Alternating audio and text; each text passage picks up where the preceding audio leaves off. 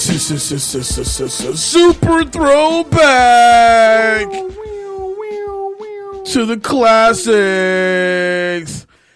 Welcome to the first edition of the Super Throwback to the Classics, the cinematic movie podcast that takes you back to the iconic films beyond 20 years ago. Our first one. It's so exciting. Yeah, it really is, because you'd be surprised at how many people would actually approach us about like doing a movie that is older than 20 years. Or the most recurring question is, why only 20 years?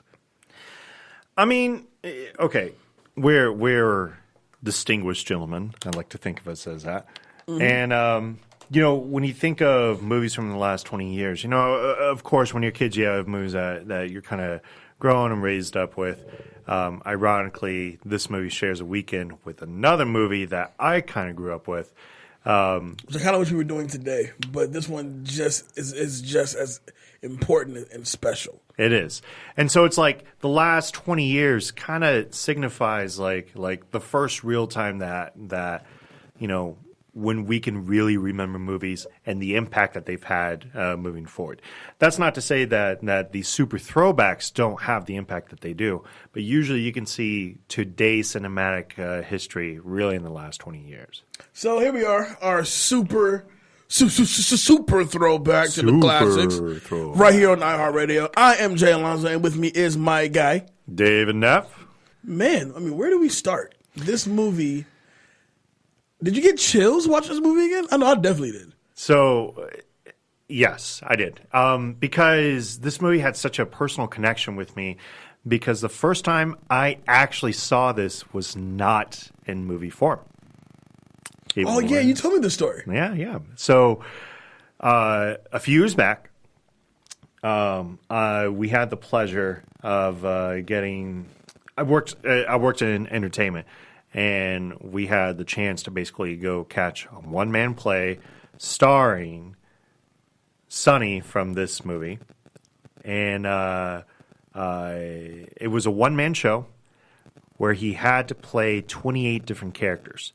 And to say that I was transported to what felt like that exact same scenario. And keep in mind, there's like no props that's really being used. I mean, there's kind of a background, but really, it's just him saying the stage and saying the scene, and it's just phenomenal. We got like upgraded tickets, so we sat like 3 rows away from the entire performance. And you're watching Palminteri just play. I'm watching Chazz Palminteri just act out every single part. Didn't matter if it was male, didn't matter if it was female, if it was a child. It was stunning, and you know what? It felt like this. You ever have that uncle or maybe your grandfather? It doesn't even have to be a relative, but they're telling you a story from their childhood, mm-hmm. and it's making you feel like you're right there with them. It's painting a very vivid picture. It really does. Mm-hmm. And so you're sitting there, and they're telling you like the lessons that they learned from it and the things that you could gather from it as well. I wish I would have saw this movie when I was 10. I was grateful to have seen the play when I was 25, and then like that weekend I rented the movie for the first time. Wow! And actually watched it then, and I've probably seen it probably about half shame. Yeah, sure, half a dozen times ever since. For me, the first time I seen this movie, I was definitely young. I was definitely about let's say 10 or 11. 12 or 13, only because, growing up where we grew up, the parents made sure we had movies in the house. My parents won't admit it, but they're cinefolks too. Sure. So we had a lot of, VHSs and whatnot. But I do always recall they had this movie. And then I remember popping it in. And being young, it didn't really resonate with me as far as like, the themes, the family themes, the neighborhood themes, the gangster themes, the racial tones, the romance tones of it all. It didn't resonate with me at that time. But as you get older, it's like, oh, okay, now I definitely understand where this is going. Right. And it's crazy how some of the undertones of this movie, still happens to this day. Right. Right. So, I was more so attracted to the fact that it's Robert De Niro. It's Terrell Hicks from Belly. Keisha was a bad motherfucker. Right. and Lilo Brancato. Brancato, yeah. Who's also in Renaissance Man. Yeah, he was. With Danny DeVito. Yeah. So those were the things that attracted me to the movie.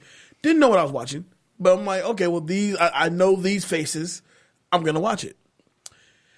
Rewatching it now as an adult in his 30s to really put a grasp on what this movie is trying to show you. It's so hard hitting, and it's a very, very, very vivid painting that De Niro is trying to give you, as far as the Bronx in the in the early late 50s to what? So it's definitely 1960 is when it starts, because they talked about. I thought like 59 when like Clojo's like 9. No, it's definitely 1960, and the reason why I say that is because they mention in the very, very, very beginning of the movie that's the World Series between the New York Yankees versus Pittsburgh Pirates, which could have been a 2-minute question, by the way, but I'm going to let this. But we're not doing slide. Because in the 1960s is when they both played, and that was one of Mantl's like best games. Growing up as a baseball fan, that was just something that you kind of learned. Real quick, why I care about Mickey Mantle when Mickey Mantle doesn't give a fuck about you? Right. Well, he doesn't give a fuck about me. You're right. He's dead now. Yeah. I don't give a fuck about him. He doesn't give a fuck about nobody, actually. Except the dirt. We haven't even announced the movie. Are we doing we 2 have minutes? we have it, but let's do this. To kick off our Super Throwback to the Classics debut episode. And we'll be doing this I guess once a month, or we'll do that once a month, once every couple months. Just kind of work the kinks out, see how people. Once we get past like the summer months, you'll get how people will respond to it. I am very honored, and it's most definitely a pleasure to kick off Super Throwback with the classic 1993 gem, A Bronx Tale. One of the top 10 gangster movies. Literally of all time. That's hardly a gangster movie, by the way. But it's not a gangster movie in the same sense that Bull. By definition, yeah. Right. That Bull Durham isn't a baseball movie. It talks a lot about baseball, and same thing with the Bronx Tale. It talks a lot about ways of actually being a gangster, but it very rarely actually shows any activity in that sense. For the most part, it's a group of guys that's hanging out at a bar, basically, and a kid that kind of grows up in that area, and how that entire area kind of shaped his entire life, and in the sense of having two fathers. Mm-hmm. The author of Rich Dad Poor Dad talked about that. What it was like to have two fathers. He had his real dad, who was poor, right? And he would talk about how he loved him and cherished him because he taught him some really, really great things. But Rich Dad, which was like his best friend's dad, who did really well in like the stock market and whatnot, talked about some habits that he had to develop himself. So in today's world, that's how this movie would work out. In this sense, the poor dad, who is played by Robert De Niro, and his character Lorenzo, is a stand-up man. Right. He is exactly how a father should raise a son. Right. Takes him to work, He gets to ride the bus route, and he gives little tidbits of information. Wants to raise his kid the way that he wants to raise him. Right. He wants him to fall in love with baseball. He wants him to make sure that he respects his mother and father. And plus, he knows what Sonny's about. Right, of course, and that's what the key part is. Now, the rich dad, and the only reason why I say the rich dad in this case is that this is a man rich of life experiences in this case, is Sonny, who is the man everybody fears and respects on the block. But it's the same type of fear that you can't help but really enjoy being around him. But you also know never to cross his path. For the record, Chazz Palminteri is so fucking cool in this movie. He's literally he's literally one of my favorite just characters of all time. And it's just certain things in this movie that just rewatching. I'm like, is he fucking serious? Like the dice game when he's pretty much stuff in the bathroom with like 4 guys. And I was like, okay, listen, okay, I get it. You know, he's the boss. You know, they fear him. Da da da. I'm a grown ass man, dog. I could easily just leave and come back when there's less people here. I'm not getting in that fucking bathroom though. Not with the fat dude, the old dude, and then the whole other. No, I'm not getting in that bathroom. The best part about that scene is the fact that they stayed there. They sat there. Leave. They were like, you're being put into timeout. I'm a grown ass man. You're being put into timeout. And then you will stay in the bathroom, and they stayed. And mind you, the bathroom door's not locked. No, it's wide open. It's barely closed. I mean, you kind of peeping outside like, so what's going on? You are a grown ass man. Who y'all put in timeout? No, okay. So the fat dude gets put in timeout because you're all breathing on Sonny's neck. Okay, I get that. Right, JoJo the whale's breathing. Get out of his bubble. I get that. The bad luck. The mush. He gets back there because you're just bad luck. Because you look the way you look. You have to go to. Oh my god. Like, so I don't know about you, but I've always wanted to, just for one day, experience that time in the Bronx or the New York gangster scene. Well, that's why we need a DeLorean. Yes, we need an actual DeLorean to go out that way. But I want to just kind of spend a day experiencing that, minus the racial undertones. But I want to be, see the fleet of classic cars coming down the street, right? And kids playing baseball with a fucking metal pole. It's the stickball. And I've never sat on a stoop a day in my life, but I've always wanted to like see what stoop kid from Hey Arnold what he went through, But really, it's just the atmosphere that this movie creates. Really does give you a sense of just a time stuck in a bottle. And now, man, that is such a good metaphor. Time stuck in a bottle. Yeah. No, you're right. And not only that, you look back at that particular setting, and it's like it's a community. Mm-hmm. Everybody had their roles, and it's why the ridiculous nicknames would come out of people. Charlie Whispers. Jimmy Whispers. Jimmy Whispers. And then you had Vinny the Wop. Vinny the Wop. Whose shadow had once killed a dog. Yes. I died every time at that line. Yeah, Vinny the Wop. JoJo the Whale. And then I can't remember, but his last name is Cheesecake. Because and I love JoJo the Whale because he really does come into play when they have the fight with the bikers. Oh my god! And he like smashes one biker against the bar like with all his weight. I'm like, dude, that sucks. So it's fair to kind of give a little bit of a story tone real quick into this. We start out in 1960, mm-hmm. and how the transpiring events basically happens is that you have C or Calogero. Mm-hmm. Who is a boy riding the bus with his dad, and his bus played by young Francis Capra. That's right, Kazam. It is, and obviously the bus driver, who's his father, mm-hmm. is Robert De Niro, and this is Robert De Niro's directional debut. Mm-hmm.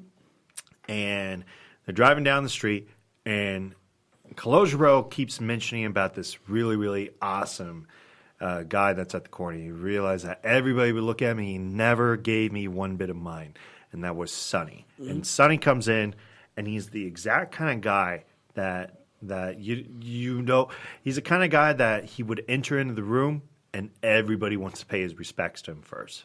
Oh yeah, and it's so important because as a kid, you always had that. He always had that figure. Every once in a while, you would have. For me, I had a friend named Mickey, And Mickey was his. He was a very, very fun dancer that we had down in Georgia, which sounds a little weird, but that's just what he reminded me of. He was like he had a very fun personality. Everybody wanted to pay his respects to him. And then there's other people that I think of my life that I'm like nobody could keep their eyes off him. That's exactly who Sonny was. Mm-hmm. So interesting analogy. So Calogero is a little bit of a troublemaker, and he gets into a lot of trouble with his friends, right? Slick and crazy. I can't remember his name. And then with those guys, you quickly see them becoming easily this full award recipients. Just the way they go about certain things, But to fast forward a little bit, now Calogero actually sees Sonny murder somebody. Right. Directly in front of him. And it was thought to be over a parking space, but that's not what it was about. Even though they never state what it isn't until the end of the movie that you just kind of understood like what it was actually about. What did you get from that? It's about respect. It's about the protection of your own people at that time. Right. Because at the end of the movie, this guy, first off, this guy comes out with a baseball bat, and he basically smashes up this other car. They're both trying to park in the same parking spot. Mm-hmm. But, I mean, he's, taking a beating to the car, and you would actually find out that same guy who's getting his ass kicked, who's later played by Joe Pesci, has a huge gash from his head. And Sonny literally comes kind of out of nowhere, pulls out a pistol, and shoots the guy 4 times. And it's like Sonny does not have an off switch. Not necessarily, but he understood at that moment.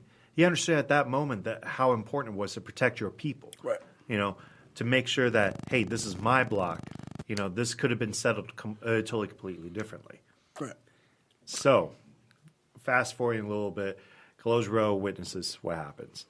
And when given the opportunity to basically turn in Sonny, he says no, because he's not a rat. Yeah, because the police came and got him, which is so rare because they're not coming to your house immediately after a murder, no. No. But the fact that, the old school definitely plays a major vibe here.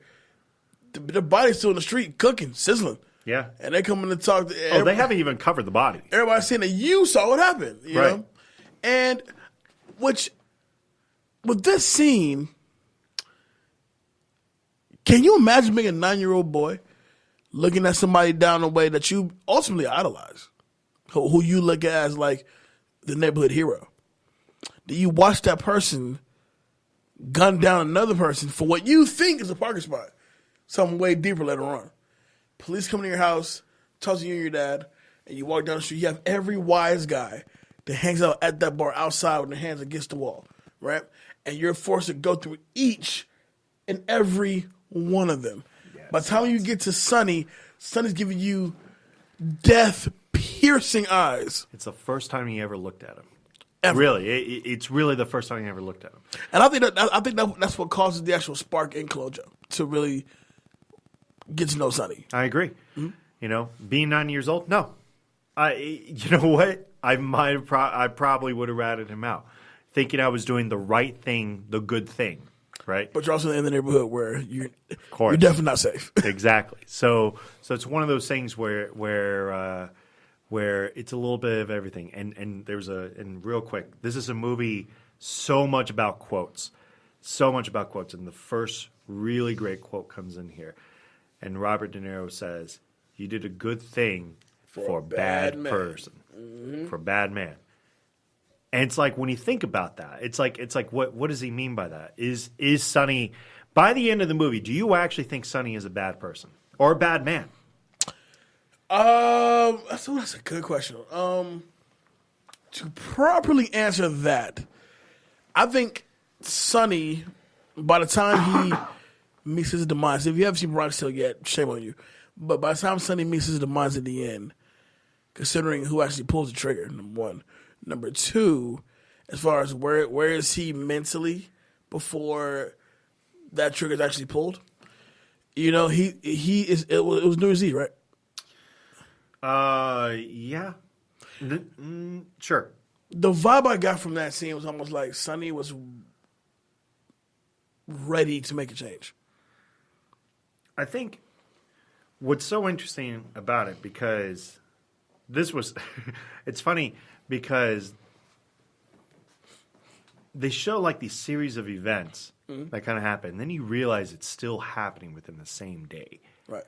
And you're saying there like, man, this is one really, really bad day. You get into a fight with Sonny, you get into a fight with your dad, you go off into this car with your so-called friends, and then you get pulled out, and you get threatened. They blow up. Right, and you get threatened by Sonny at one point, and then at the end of it, you actually see Sonny die. Like that's a very traumatic, traumatic day. That's a tough 24 hours. Whoo, I need some liquor. I need some liquor. So as we progress forward, small things that started happening for Calogero before we get to that ultimate finale. He's hanging out with, he's kind of sneaking off, hanging out with Sonny more, and he has this problem that he loves his father. You can tell he loves his father, and you can tell that he respects his father. Right. But you could tell that he really, really is taking to Sonny's life because, well, Sonny has money. Sonny's the man. Sonny has this kind of fun freestyle life that kind of holds no rules and yet holds so many rules. Whereas his father, he believes in one thing, and that is I'm going to make sure I put steak on the table once a week by driving this bus route. Right. I'm going to make the same amount of money because it's not determined if he actually makes more money. I want to talk about the scene when Lorenzo takes Calogero. Once the mother finds the money behind the nightstand or something like that. Right. They go. He takes Calogero. He goes next door to the bar, unfazed, unafraid. Like, listen, this is my son. You said to fuck away from my kid. It's amazing. And it was like, that was a moment for me. Mind you, when it comes to people in that neighborhood, Sonny's feared. I mean, feared. That's not saying that Lorenzo's not feared, but he's respected. But he's respected. You know what I mean? And the way he approaches Sonny is respectful. But I'm letting you know, I'm a father first. Right. My son will not be around you. He doesn't work for you. He won't take none of your money. You keep away from my fucking kid. Right. And I feel like Sonny really felt threatened by that because deep down inside, he views Calogero as his own son. Yeah. And treats him as such. He really does. I mean, there's not a moment that you don't see, where you could tell C's gain a little bit more special attention, and it's important that he does, right? Because you can really tell that Sonny is really trying to raise him up to actually just be a good man. This isn't about him trying to live out his life, because that also comes very, very, very clear also. So time skips 8 years. At this point, C is 17 years old, right? And looking like young Bobby D. Yeah. And I mean, he's he still respects his father, but he's kind of gotten old. He's kind of gotten tired of the antics. Right. And at this point, he's much more favorable with Sonny in this point. And it's pretty clear.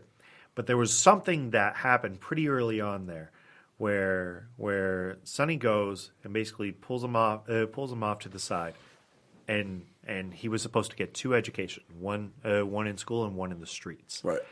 And he literally says to him, "This is my life. This is not yours. Right. I live my life. You are not made for this. Right. So you need to make sure that you do good on both ends of this to basically happen." And that scene right there was so important because it tells you the intentions of Sonny at this point. Calogero, It tells you his intentions. His intentions isn't to raise a gangster. His intentions is to raise a good person. And the problem with that is that Lorenzo doesn't see that because Lorenzo only has one aspect. It's a judgmental mindset. Like you look at Sonny as the gangster that he is. Right. Mm-hmm. Also during this time, it's 1968. As we all know, Martin Luther King civil rights marches would have been happening. Racial tensions are high, and it's huge. You know, for the most part, the black community has kind of started moving in all the way to Webster Avenue, opening up record stores and having jazz music played all the time. Jazz music is just what is this? Right. You know, why are we listening to this? And so it was conflicting to Colosio because how was he supposed to feel about this? I mean, his dad's listening to jazz music, you know, on the bus, and that's where he catches Terrell Hicks. Yep. Catches the Keisha from Belly. That whole dynamic I find was very interesting because they let you know almost off top the racial tension between the two neighborhoods is very high. Yes. I mean, it's uncomfortably high. From the time that they're kids to the time they're, you know, older teens, it's just really high. Right. By the way, side note, I wanted to punch one of them in the face really badly. Slick.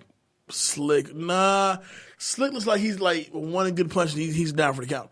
But the other one with the fat face, what was his name? Isn't that Slick? Is that Slick? Yeah. How about Slick was one with the super skinny like neck and like big ass head? No. Slick is the one with slick back hair. Slick it is. Slick. Yeah. So I wanted to punch Slick so fucking hard in his mouth. Like, bruh, you're talking way too reckless about these black people out here. I don't like it. I don't like it at all. But it definitely shows what Colosio has learned at this point because he could have been in the car with them. Right. You know, and even prior to that, you know, he goes on a date with the girl. The girl leans over, opens his car door like Sonny told him. You know, that's the Sonny test. And almost the next day, we find out that Colosio's boys jumped the girl's brother's friends. Yeah, Willie.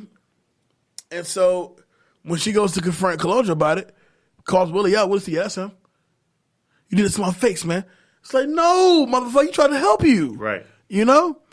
And I despise when a situation like that goes down in a scene and the main character, or at least the love interest, isn't seeing both sides of the spectrum. Right. If C actually hurt your brother or hurt a black kid, why would he agree to meet with you? Right. I'm going to chalk that up to teenage angst more than anything because my brother just got beat up, right? And he's saying it's you.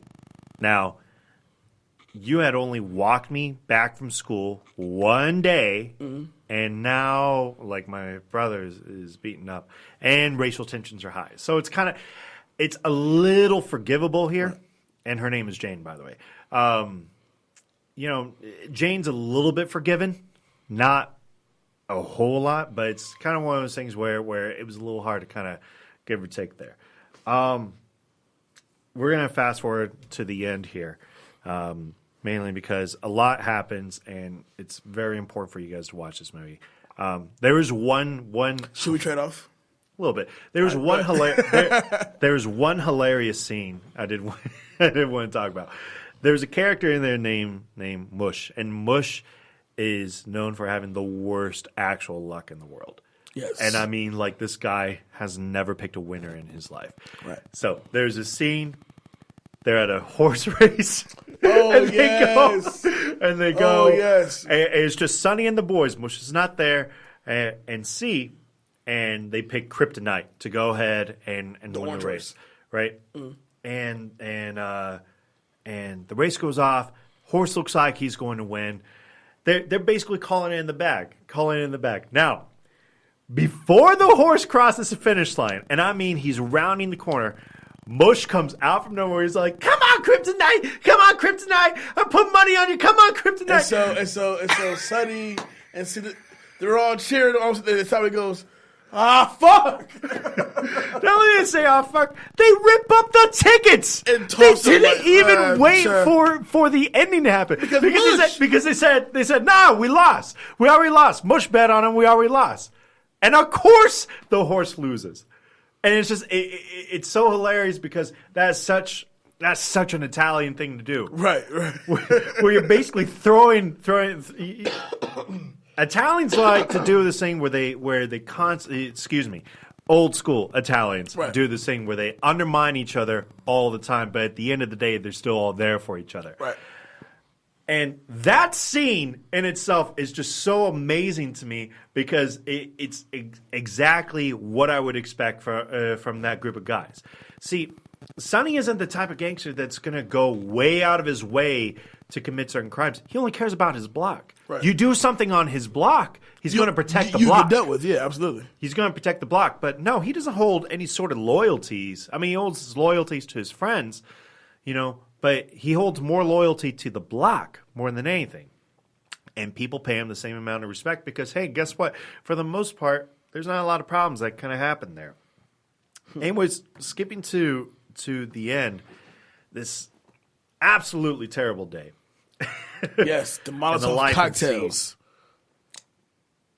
It starts off with the Jane date because that actually happens. It's the start of the evening. Right.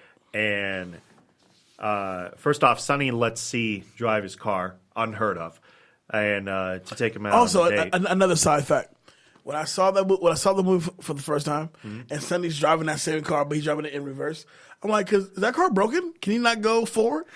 Can I realize when he's backing up driving, I'm like, wait a minute, he's driving for a long little distance in reverse. He basically made a U-turn with it. He drove like 2 legit blocks in reverse, pretty much to pull up to the bar. Right. All right, cool.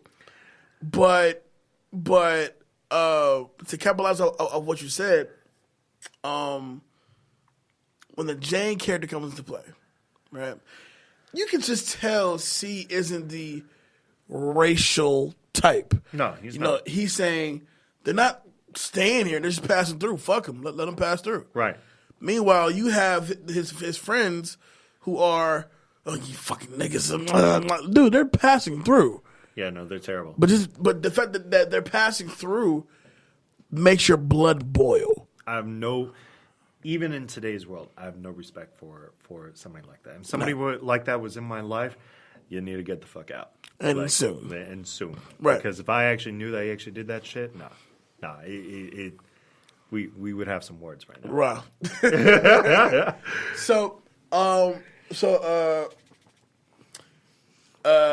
Sonny gives C the car, takes the girl out, they have a good time. Fast forward some more. Tell me how you felt about when the opportunity was presented for C to ride with the fellas to go over to their neighborhood. Well, it's tough because right after that, Sonny tries to speak with him, and then he goes upstairs, and that's where he has his fight with Lorenzo. Mm-hmm. And keep in mind, Lorenzo before then had actually stated that he believes that you should stay within your own people. Right. And that was so important because it kind of shows the dynamic between the two. Right. Sonny is very much being progressive because it would be considered progressive at that time to just date somebody that you want to date. Right. And then just enjoy because she could be one of the great ones. Because she'd open the door, you dump the broad. Right, exactly. Dump her. So and Lorenzo's kind of stuck in this old mentality mindset. Mm-hmm. Anyways,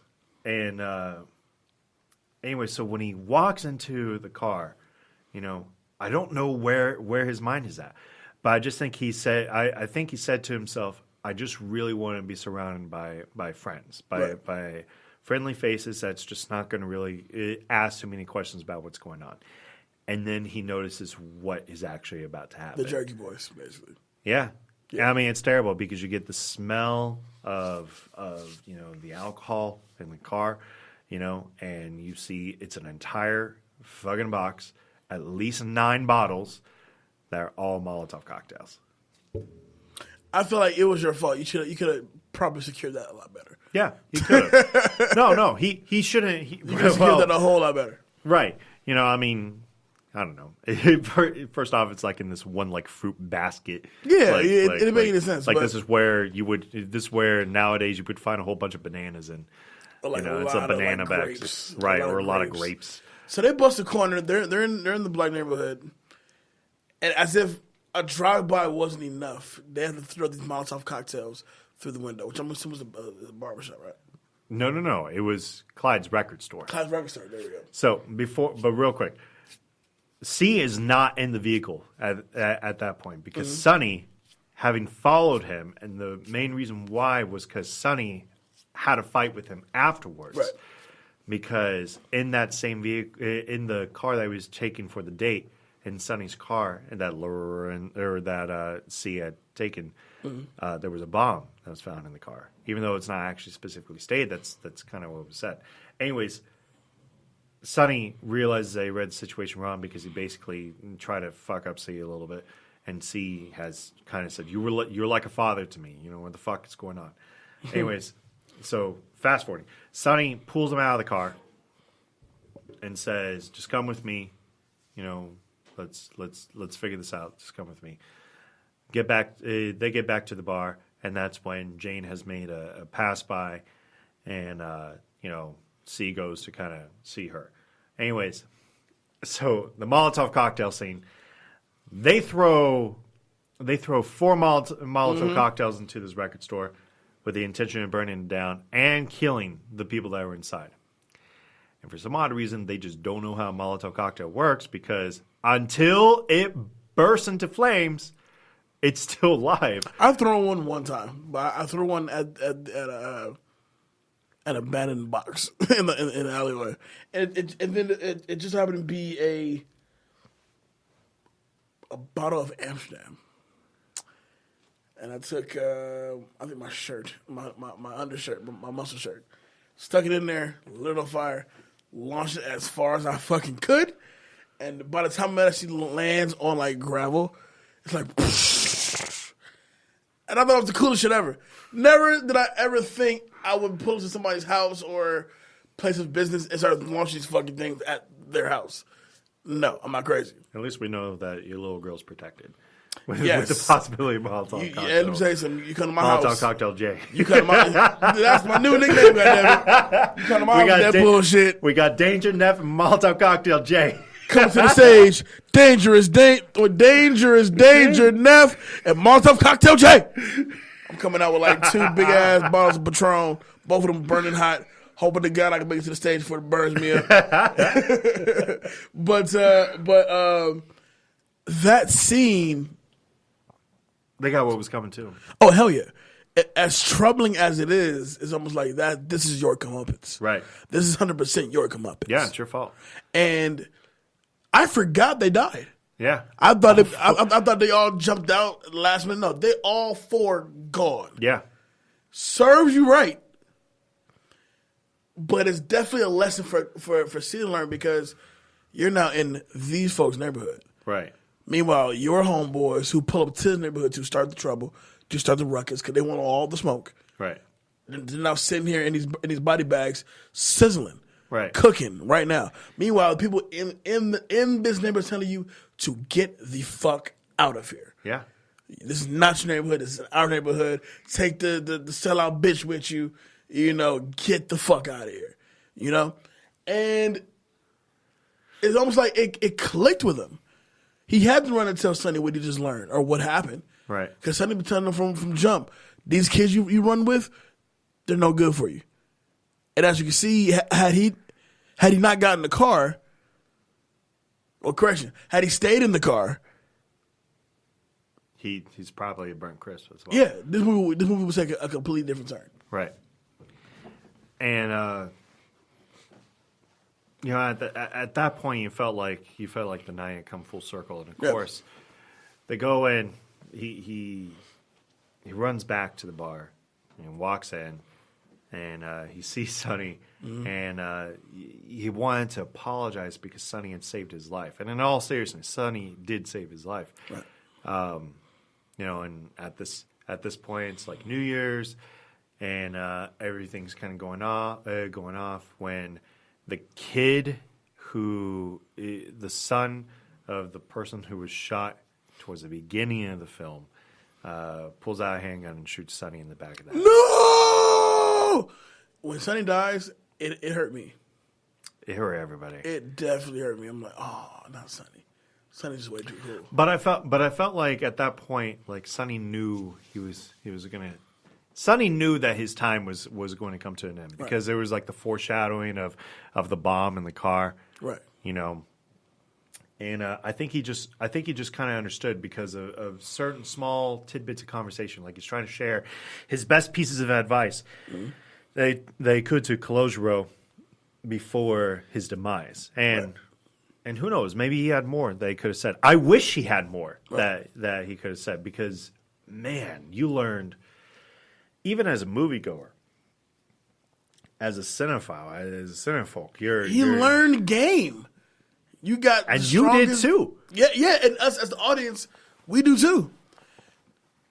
That Sonny character gives this little boy so much game, and he's not doing it maliciously to like one day I'm gonna double cross you. He's doing it to where like I'm gonna give you prep for the world. Right. So when you do finally see the Lorenzo and Sonny kind of bump heads and confront each other. This is genuine feelings. Like they both feel like one's the actual blood father, the other feels like I'm being a father to this kid. Right. So you're kind of conflicted in a weird way. Like obviously you will side with Sonny, being the fact that he is his dad, but then at the same time, Sonny has had plenty of opportunities to knock little man off the block. Right. You know what I'm saying? But he didn't. He chose to embrace him. Not only embrace him, but seriously just take a strong hand in teaching. Yeah. And I mean really teaching. Like stuff. Yeah, of course, he's going to have the fun experiences of throwing dice underneath whatever and making tip money off of serving drinks or whatever. Right, three dudes stuff in the bathroom. He's going to take him to the horse races, but the small tidbit things. Is it more important to be loved or is it more important to be feared? There's this girl I really like. I don't know what to do with her. Man, just thinking of everything and reliving the movie in my own head. I couldn't help but just think, so let me ask you this. What would have happened if I would have had somebody like in that sense of my life? Let me ask you this. Go ahead. We're now at the point where we're reaching the end of the episode, but A Bronx Tale. Could it be remade today? It has already, but it has it has in weird senses. Like there's tidbits of information that's taken from it. For example, in the movie The Departed, you literally have Jack Nicholson taking a 10-year-old boy that he is basically going to raise up, except this time it's corrupt and he's going to go through the police force and Matt Damon. Could it be remade? Yeah, I think it could, but it's not going to have the same impact. Like, you don't think so? No, not. So it's a whole generation of cinephobes out there who have never seen this movie, and that's what the problem is that there's a whole like that. It's like almost trying to say, can you truly remake The Godfather? No, and that's why I think the level of keep your damn paws off The Godfather. No, absolutely. Could you remake Goodfellas? No. Exactly. No. These old Godfather came in the 90s, but these old super throwback movies, Goodfellas came out in 1993 as well. Right. Those had a massive impact in the way that we see things. If anything, they should be celebrated for what they are now. And if a story wanted to go and make a similar story to them, that's fine. But don't call it A Bronx Tale. Don't call it Goodfellas. Don't call it The Godfather. Don't do that. Casino. Don't do Casino. Don't do Carlito's Way. Carlito's Way is basically Grand Theft Auto Vice City. What about Carlito's Way Rise to Power with Diddy? I mean, it was whatever. All right, gotcha. I actually did watch that one. It was whatever. I did too. It was okay. It was fine for what it was, but I didn't really need more to that story. And that's the same thing with the Bronx Tale. I don't need to know what happens with C because I already know what's going to happen with C. I already know that whatever he decides to do in his life, that he's going to be much more wiser than the next kid. That he's going to be so much more prepared for what life is going to give to him because of both Lorenzo, because Lorenzo definitely played a hand into it, and Sonny. What do you think? Remakes, yes, but I also think that a Bronx Tale, it really does sit on this mantle as a movie that doesn't need to be touched. 97% Rotten Tomatoes.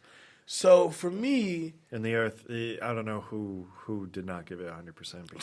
Somebody without a soul, David. Because those guys, somebody without a soul. Because you, sir, are an asshole. You, sir, are a dick. No, I wouldn't mind seeing the movie remade for the 21st century, but it'll be hard to compare the new movie to what we now know as the classic Bronx Tale. You would have to figure out a way to recreate that exact same environment. Right. And that's the problem with it. Is that nowadays today's culture is too different. It's not personal enough. Right. To make a movie like a Bronx Tale. Because that's what a Bronx Tale is. It's a personal story. Right. And just to let you guys know, because you may not know this, obviously Chazz Palminteri wrote the screenplay for this.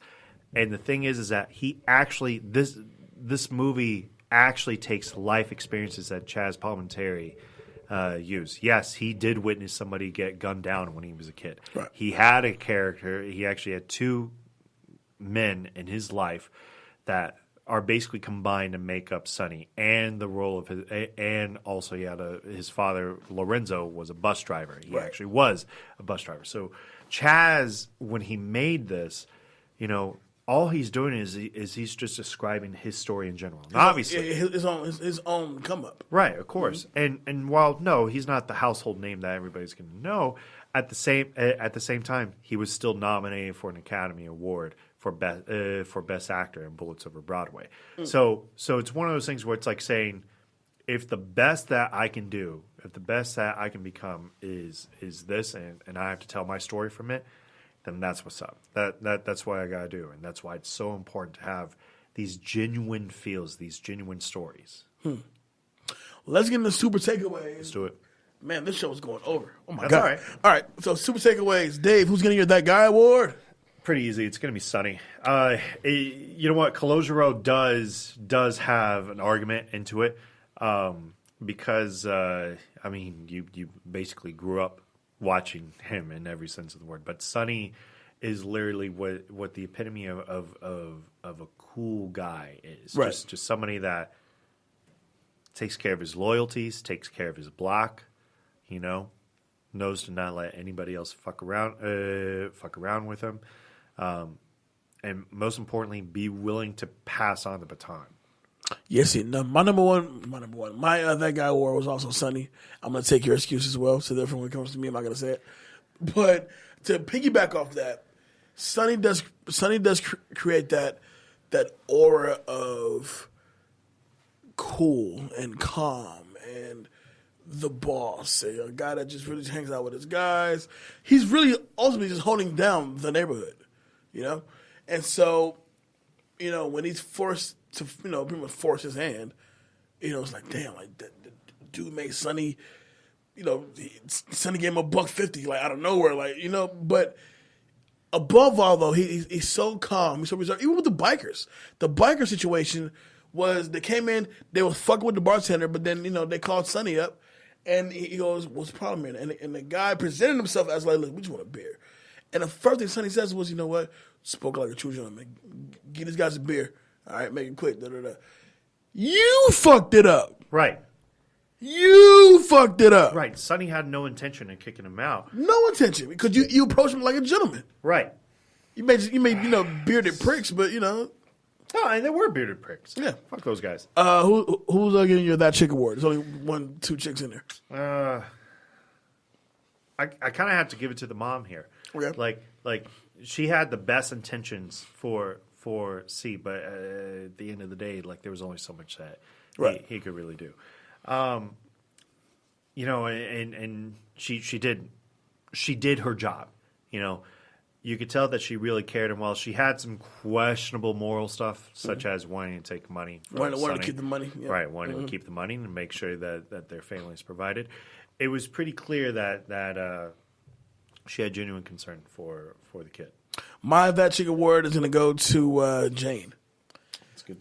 Because she pretty much showcased the level of strength, and really she goes through what she goes through because she has a genuine care and interest in C.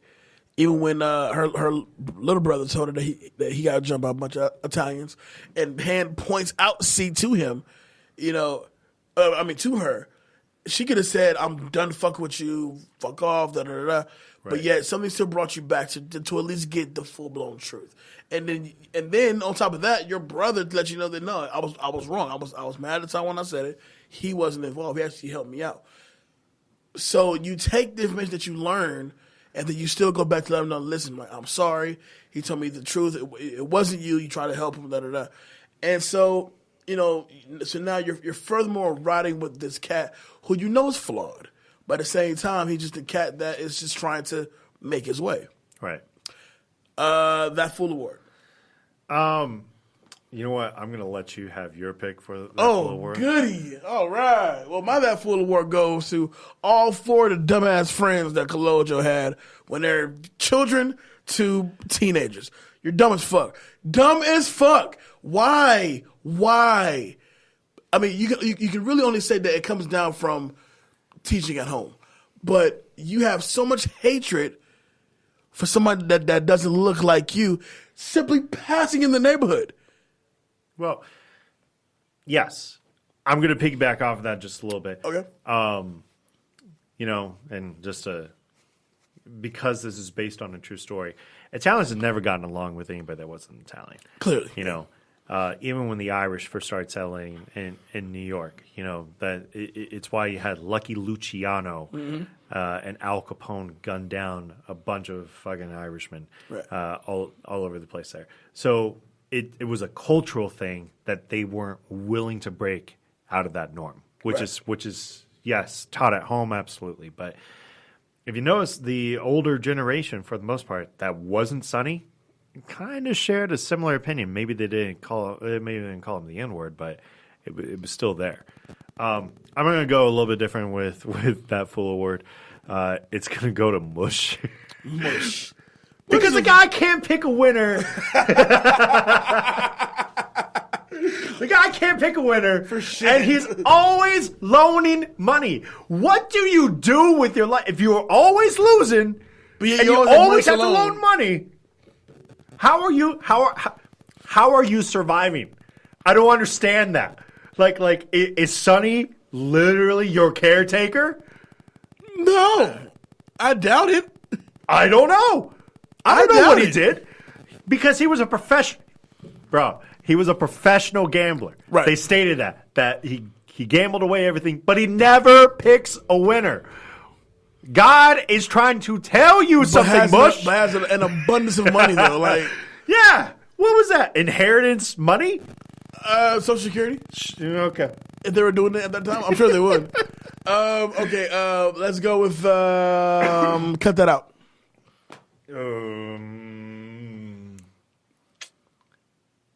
Nothing. Me neither. I have nothing to cut out. It was shot perfect. And side note, Chuma.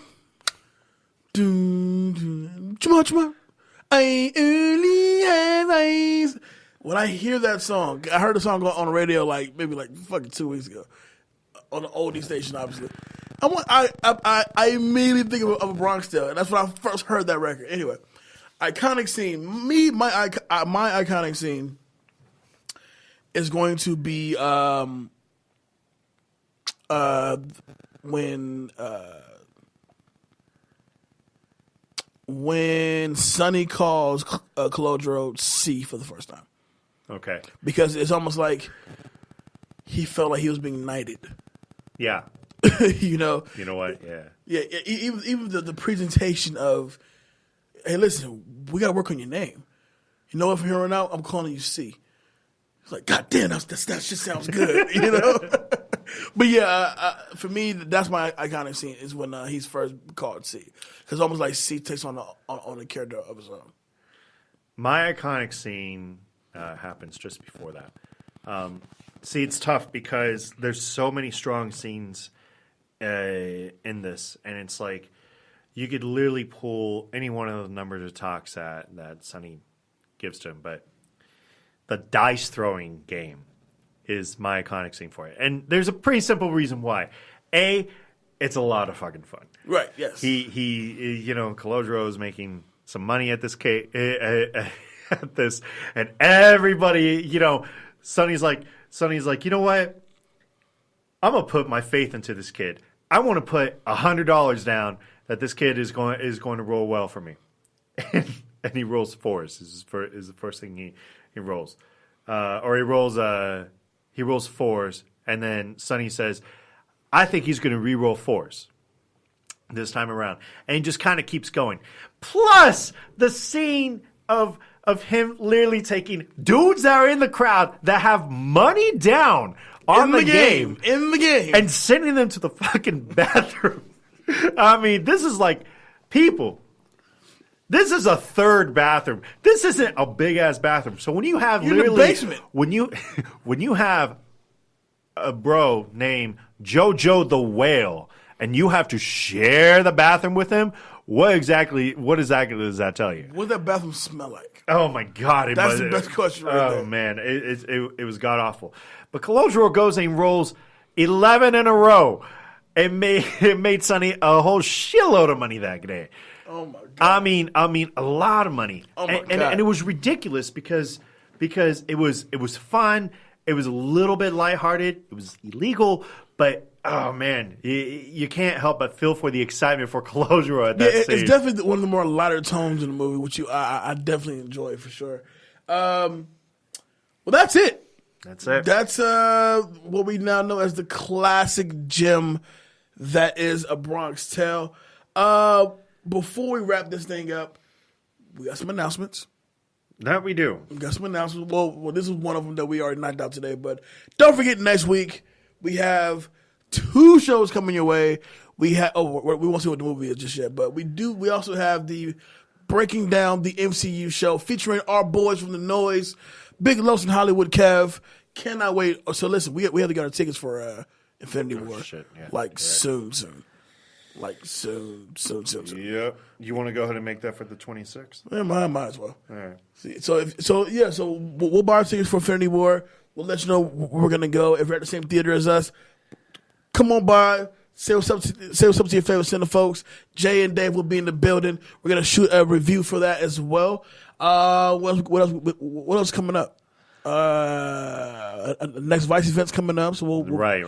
We don't have a specific date for this yet, but back in February we did a Vice event, and we were very, very excited about that because we will showcase some of the local artists from around the valley out here in Las Vegas, and also from around, because there were a couple Cali folks that were out there as well. Oh yeah. Luckily, we have been gracious enough to be invited once again to host. So please expect us to, once we get closer to actual that event, day, we'll send out the Facebook invite.